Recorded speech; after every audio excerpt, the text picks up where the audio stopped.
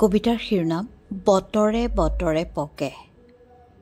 আচলতে এয়া শিশুৰ বাবে কবিতা আৰু লিখিছে শশীপ্ৰভা দাস বাইদেৱে। বুঢ়া হ'লে চুলি পকে, আইতা ককা হয়, টেঙা খালে ঘাঁ পকে, পুজ জমা হয়।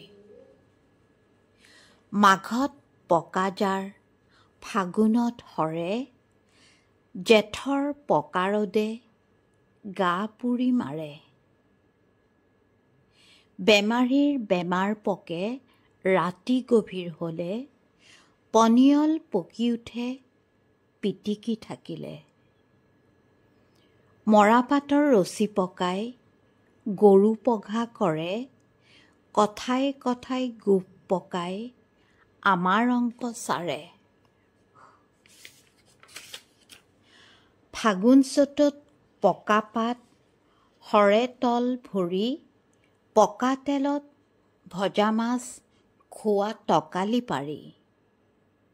পকা আঙঠাত পুৰি মাকৈ ৰুটি খাবা, ককাই যদি চকু পকাই ভয় নকৰিবা। উকিল মামাই সুধি থাকে পকাই পকাই কথা, উত্তৰ দিব নোৱাৰিলে লাগে দেখোন লেঠা। সৰু ল'ৰাৰ কথা পকে মাত ফুটিলেই, কেঁচা কঁঠাল পকি উঠে শাল মাৰিলেই। পঢ়া শুনা কৰাজনৰ জ্ঞান বুদ্ধি পকে, হেন জানি পঢ়া সবে নিজ ভালৰ হকে। ধন্যবাদ।